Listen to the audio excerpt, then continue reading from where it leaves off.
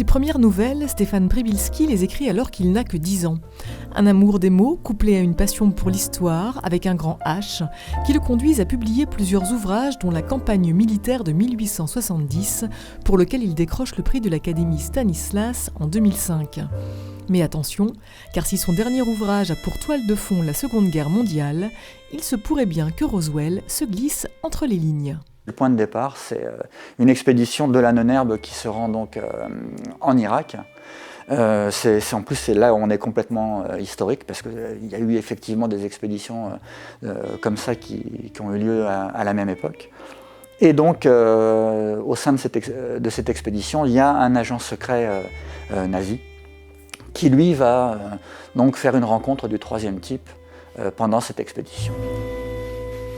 Resituer ça au Moyen-Orient, entre le Tigre et l'Euphrate, là où les civilisations sont apparues, se sont développées, c'était un moyen pour moi d'avancer des théories et d'expliquer un certain nombre de choses qui vont être un petit peu le ferment de la série. Une tétralogie très exactement intitulée Origines.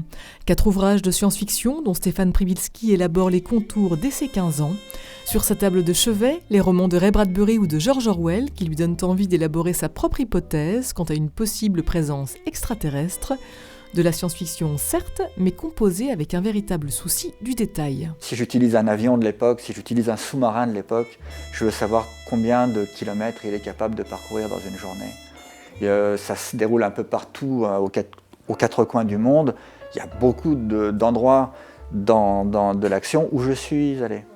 Donc l'idée, c'est aussi de dire, voilà, je veux toujours essayer de faire en sorte que le lieu, comme il est décrit, que ce lieu, il soit le plus réel possible.